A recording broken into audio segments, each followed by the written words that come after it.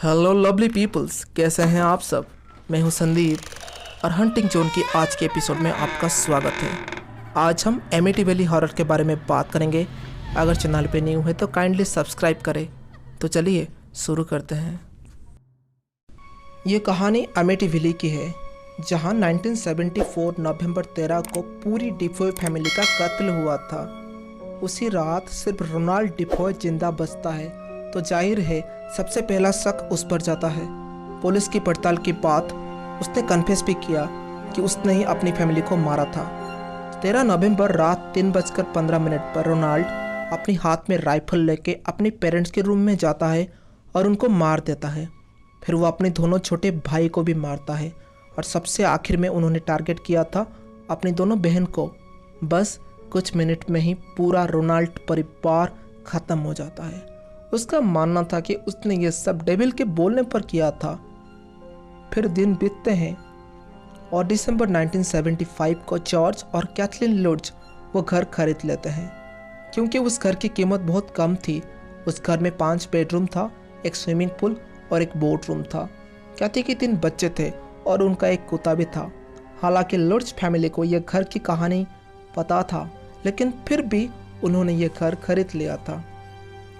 घर में आने के बाद घर को ब्लेस कराने के लिए कैथी ने फादर रैल्फ को बुलाया था। जब फादर घर में दाखिल हुए तो उन्हें कुछ अजीब सा लगा, और जब उन्होंने घर में होली वाटर छिड़का तो कोई उनको गेट आउट बोला, और फिर अचानक बहुत सारे मक्खियों ने उन पर हमला कर दिया। फादर ने जॉर्ज को वार्निंग भी दिया कि चाहे कुछ भी हो जाए, घर की दूसरे फ्लोर को कभी मत खोलना। फिर घर के आने के बाद वहाँ पर पैरानॉर्मल एक्टिविटी शुरू हो जाता है। हर रात लगभग 3:15 को जॉर्ज नींद से जग जाता था और बोट हाउस को जाता था।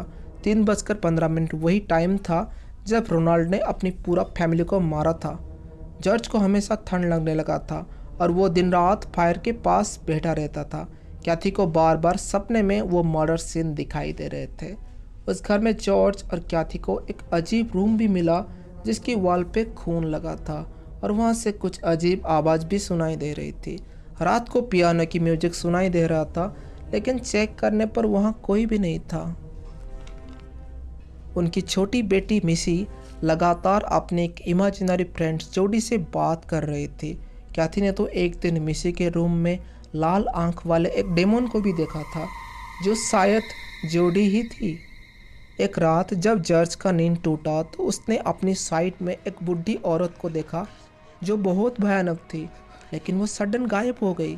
कैथी को भी हमेशा किसी की होने का एहसास होने लगा। दोनों कपल्स अपने हाथों में क्रॉस लेके खुद ही एक्सोर्सिज्म करने लगे। तब उन्हें कुछ भयानक आवाज़ सुनाई दे रहा था और फर्नीचर ऑटोमेटिक हिलने लगे, और इतना ही नहीं, उनके बच्चे हवा में लेविटेट होने लगे। ये देखकर लुड्स फैमिली डर गई और वहाँ से भाग गई। अगले ही दिन ये खबर आग की तरह फैल गई। बहुत सारे लोग इस घर को इन्वेस्टिगेट करने के लिए आए। उस वक्त के सबसे फेमस पैरानॉर्मल इन्वेस्टिगेटर एड और लॉरेन वारन्स भी वहाँ आई थी और उन्होंने इन्वेस्टिगेशन शुरू किया। इस इन्वेस्टिगेशन से पता चला कि बहुत साल पहले उसी घर में बहुत सारे इनोसेंट लोगों की मौत हुई थी। ये घर में जॉन किचन नाम का एक आदमी था जो कि काला जादू कर रहा था, और उसी जादू के चक्कर में उसने बहुत सारे नर बलि दिया और ये घर श्रापित हो गया।